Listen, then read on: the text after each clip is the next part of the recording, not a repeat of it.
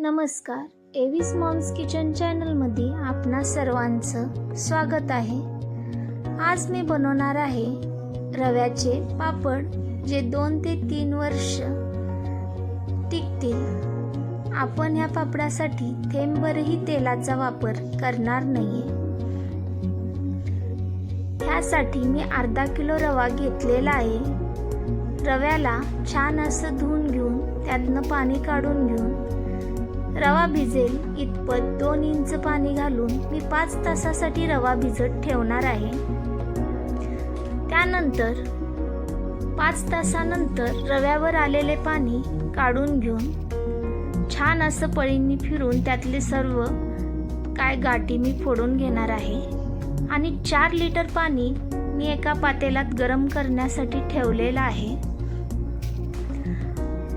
पाणी गरम झाल्यानंतर अर्धा लिटर पाणी मी काढणार आहे। जर आवश्यकता पडली तर घालण्यासाठी शक्यतो लागणार नाही, पण जर आपल्याला पीठ खूपच घट्ट वाटलं तर आपण त्यात ते पाणी घालणार आहोत। जवळजवळ हे 3.5 लिटर पाणी आपण घातलेलं आहे। त्यात मी 1 ते 1.5 चमचा पापड खार घातलेला आहे। 2 ते 2.5 चमचे मीठ घालत आहे।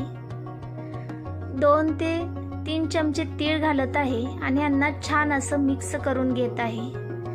पाणी उकळे आल्यानंतर आपण चाटूच्या साहाय्याने सतत ढवळत आपण भिजवलेला रवा त्यात घालून घेणार आहोत। आपण थोडेही वेळ आपला हात नाही थांबवला पाहिजे, सतत ढवळत राहिलं पाहिजे, म्हणजे त्यात अजिबात गाठी होणार नाहीत। मी चाटूच्या साहाय्याने छान असं पीठ फिरवून घेत आहे, कारण हे पीठ डागू शकतं किंवा गाठीही ह्यात होऊ शकतात। त्यामुळे मोठ्या गॅसवर मी 7 ते 8 मिनिटे हे पीठ शिजवून घेत आहे।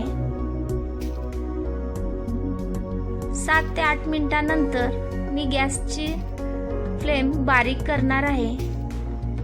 त्यानंतर 7-8 मिनिटे बारीक गॅसवर हे पीठ छान शिजवून घेणार आहे।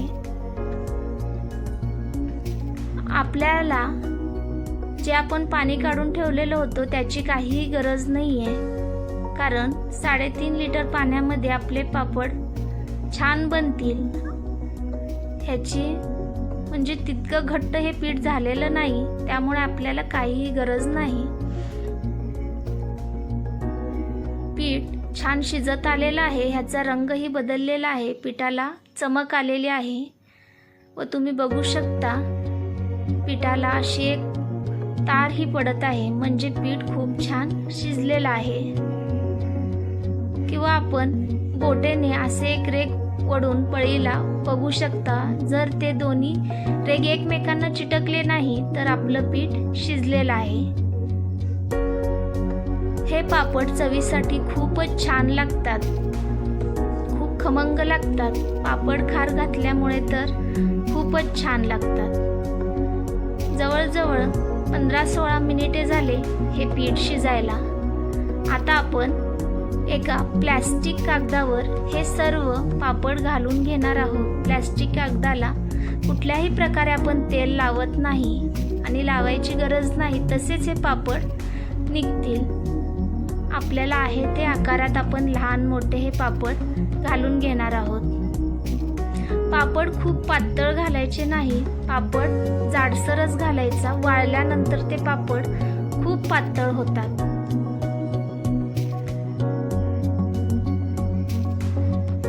सर्व पापड मी घालून घेतलेला आहे। हे पापड उन्हातही घातले तर चालतात, सावलीतही घातले तर चालतात। उन्हात घातलात तर एका दिवसात हे वाळून एकदम छान होतील। सावलीत फॅन खाली घातलात तर 2 दिवसात हे कडक असे पापड वाळतील। हे पापड आपले सर्व घालून झालेलं आहे। पापड वाळल्यानंतर तुम्ही बघू शकता किती सुंदर झालेले आहेत। खूपच छान असे पापड तयार आहेत। आपण याला तळून बघूयात। बघू शकता पापड किती छान बनलेले आहेत. एकदम कुरकुरीत आणि चविष्ट असे पापड आपले तयार आहेत. तुम्हाला ही रेसिपी आवडल्यास माझ्या चॅनलला लाईक, शेअर अँड सबस्क्राईब करा. धन्यवाद.